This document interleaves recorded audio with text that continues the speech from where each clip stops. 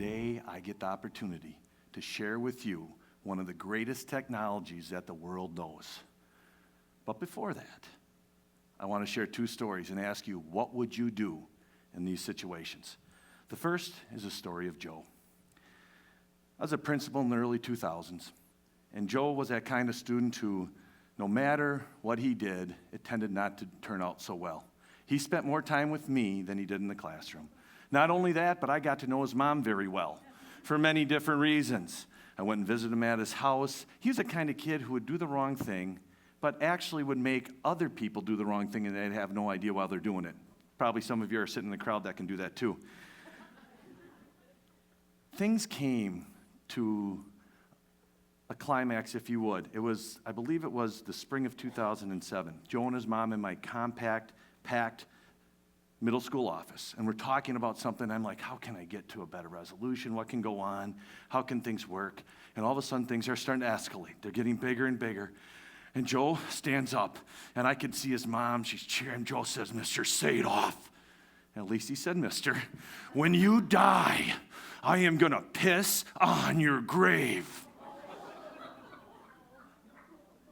We'll come back to that story. Let's go back maybe about 7, 8, 9, 10 years earlier as my wife and I brought home our first child. This is going to be about one of the most arduous, hateful types of tasks that parents have to do, and it's called washing bottles. If you haven't done it before, it's a lot. I came home from paternity. I had paternity leave a little bit, went back, was teaching, came back 5 o'clock. As I walk in, my wife says to me, "Hey, Aaron, did you wash the bottles?" And I said to her, "You know what? I haven't even taken my shoes off. I don't even know if I've taken a breath yet. You've been here all day.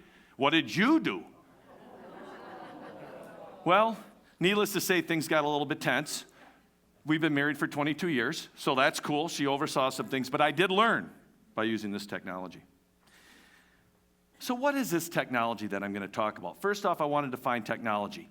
I define technology as anything that makes us more efficient and effective. In anything, be it a relationship, be it in a job, a hobby, anything. Anything that makes you more efficient and effective. Now, this technology I'm going to share with you, you don't plug in. It's not on the internet. It's not a device. It's not even an idea. This technology is a group of emotions that I call happiness. Now, happiness. Happiness is a group of emotions, as positive psychology researcher and happiness guru Shawn Achor would say, is being in a positive emotional state. Or as the ancient Greeks would say, that joy one feels striving to reach their potential. Happiness is not just about pleasure. Happiness is a whole bunch of different emotions, including awe and confidence and gratitude and inspiration and hope, just to name a few. So how does one leverage this idea of using happiness to make our lives more efficient and effective? Here's the 3 keys that I'm going to talk about, and that is, number 1, judge good, as Joe had said, and by the way, it wasn't that Joe that I dealt with earlier. Second one is patience, and the third one is get to. Now, before I get into utilizing and sharing you a little bit of what I have learned about how to implement these keys into using happiness, I think with any time that we do anything scientific, people need to buy in. So what we're going to do right now, we don't have as much time as I'd like, but you guys look like a very, very good group out there, and I think you're smart. Actually, I know you are. We're going to do a quick experiment that's done many different times. What I want you to do is look at the person next to you, if not next to you, behind you. Do that, please. You got a few minutes. Look at them. Not that eHarmony, farmersonly.com thing, lighten up. And by the way, that's my wife, okay? So, all right. So I want you to look at each other in the eyes. It's going to be a little awkward. Okay, if you are letter A, you're A person if you are on this side or in front. So you're A. If you're on this side or in back, you're B. Now, if you're A, when I count to 3, I want you to smile. If you're B, I want you to have a straight face. That's it. Got it? A's are going to smile. B's will start straight face. Okay, here we go. 1, 2, 3. All right, chaos already. Experiment has gone absolutely as planned. See, what you realize here is this is done many different times. And you've probably heard it where somebody says, keep this face or keep that face. I didn't tell you to keep anything. I told you to look at each other. I didn't say the person with a straight face, keep a straight face. I didn't say the person with a smile, keep a smile. We are biologically built to be happy. It's been beat out of us over years. Social media, our leadership, the news, friends, caves, which is Citizens Against Virtually Everything. It's been beat out of us. But we are biologically wired to be happy. Remember that. The second thing, now that we did an experiment, let's look at some data. First piece of data comes from a very informational source. This source is the original fake news. Now, of all the research, I believe this one is 100% true. And this one is, in 1997, in January, they came out with some earth-shattering data that said 100% of the people will die from mortality. And I venture to say, if we look at that data today, it would be the same. The key here is, people, we are going to die. It's not if, it's when. We're predisposed to be happy. We have a short time on this earth. So what are we going to do with it? Now, that's the second piece of data some might think is a little more credible. All right? This is a piece of data that comes from Our World in Numbers. These are 6 different graphs, and what these 6 different graphs do is they compare the world in 2015 to the world that was in 1820. So if we look at this first graph, I'm going to highlight just 3 of them. And the first one, extreme poverty. We hear about poverty. Now, the reality of it is, do we have a growing difference between the wealthy and maybe not so wealthy? But the reality of it is, if you look at this graph, only 6% of the people in the entire world in 1820 were not living in poverty. Today, 90. Now, poverty, abject poverty, even though we think of poor today, it's not even close to what poor used to be. Number one, we have so much less poverty than ever before.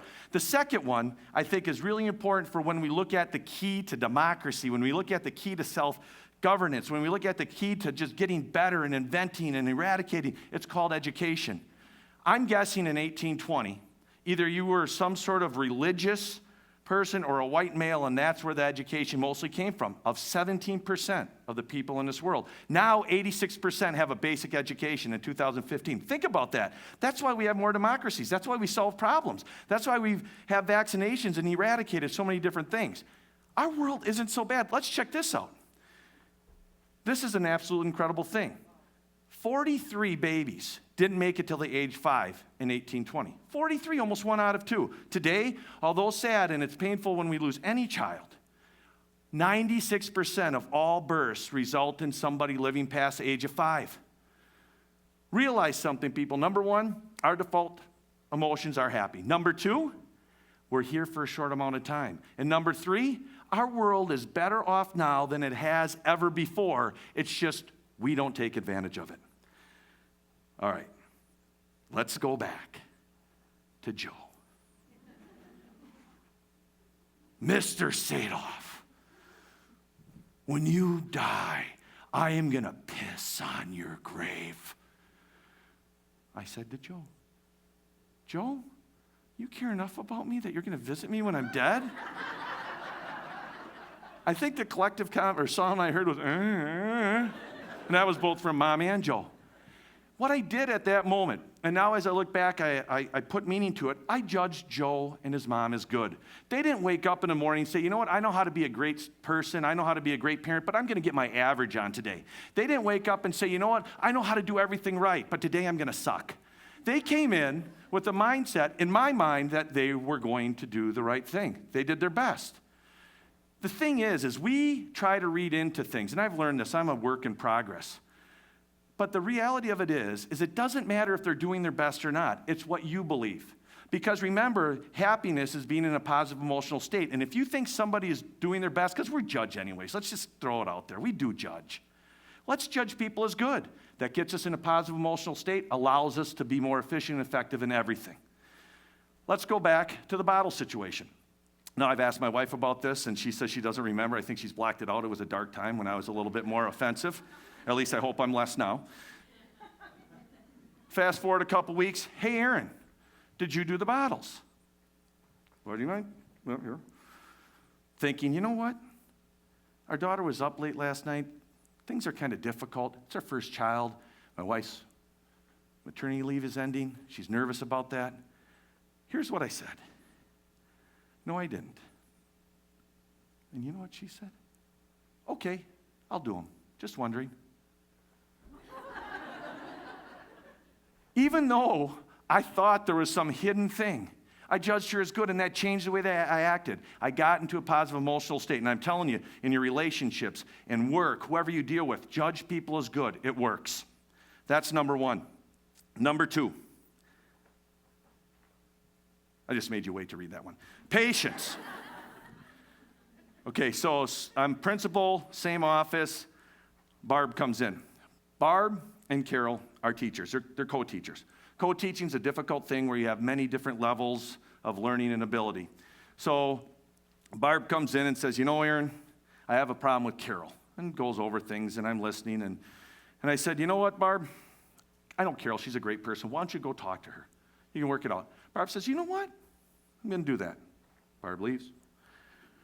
I sit down, do whatever I'm doing. 15 minutes later, here comes Barb. I'm like, is that Joe? No, here's Barb. Now I'm gonna change some of the words here for TED-friendly things. Barb came in and said, you know what, Aaron? It's the last time I take your advice. Carol just told me to F off. Storms out. So now and as I sit there, I think it's paralysis. I didn't do anything. And I'm thinking to myself, okay, what am I going to do? How am I going to get things done? I got to go discipline. That can't happen. She can't talk like that. None of this is all going to work out. What's going to happen? Oh, it was just, and I didn't do anything. And I think at that time, I didn't do anything just because I didn't know what I wanted to do. I even thought, should I get my resume going? I'm thinking maybe that's going to be an answer. I wasn't sure. Well, 20 minutes later of my non-action, here comes Barb. Or Carol, excuse me. Shoulders down. Carol says, Aaron, I messed up. I said, oh, what was that? I told Barb to F off. I said, oh. I said, do you want me to do anything? No, I got it. I can take care of it. I'll be okay. And she went. And they dealt with it.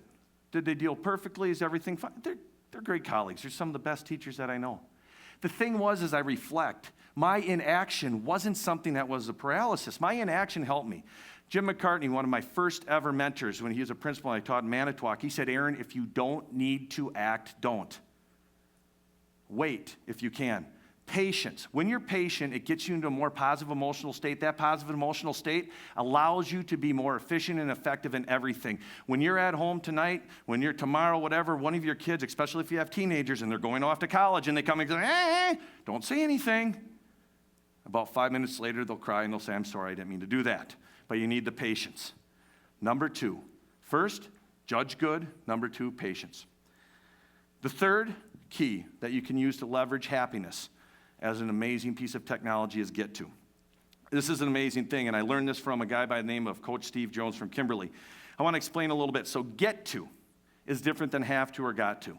I get to go to work is different than I have to go to work. I get to go to practice is different than I have to go to practice. I get to deal with this awesome person instead of I have to deal with this. I get to pay taxes.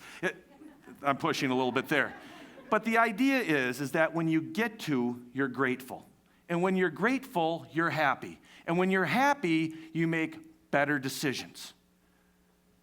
Coach Steve Jones, they have won, as of last night, 57 straight football games and 4 state titles. Amazing man. I called him as I was researching to do this talked to him. And I was talking to him about what he does and why is Kimberly so special. And I can tell you, Kimberly doesn't care. Well, they care about winning, but that's not their goal. He said in our environment, what we do is we create an environment where you get to practice, you get to run, you get to do all these things. Think about the kids who couldn't. And they really do believe that. When they're down, they get the opportunity to come back. If somebody scores, we get the opportunity to stop them again.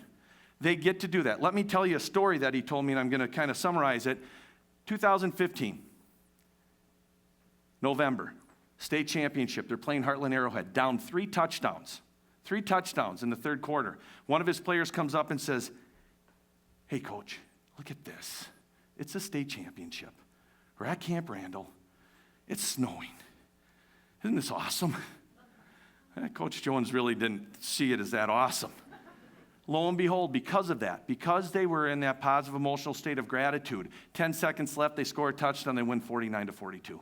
and subsequently won 2 more championships and just recently came back twice to win. It's because they had that idea that I get to.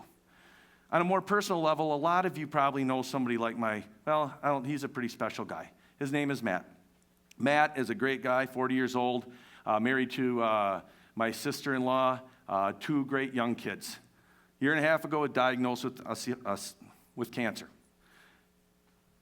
He did everything he could, worked really hard, did everything, had a good attitude, and he beat that cancer. Around Christmas time this past year, said, "Okay, all right, high five, and what's going to go on?" Well, a month later, goes in, gets a scan, and he has cancer all over his liver.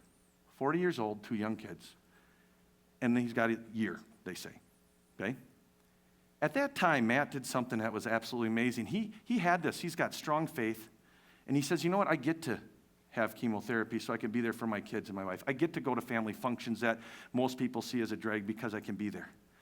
His idea of get to not only is going to extend his life for maybe just another day or another 2 days or a week, but his get to attitude is going to extend the lives of all of us that know him, especially his 2 young kids and his wife. Because when you get to, you're grateful. And when you're grateful, you're happy. And when you're happy, you can make everything in your life better. I am very blessed to have been here, and I'm going to tell you guys, harness this technology. It's free. You can do it right now. It's not easy. Happiness is one of the hardest things you can do. But I'm telling you, get out there and judge people as good. Have as much patience as you possibly can. And remember, get to. You get to live. You get to do great things. And also, when you're walking, have your head up and smile. You're going to infect somebody with this thing called happiness. Thank you very much.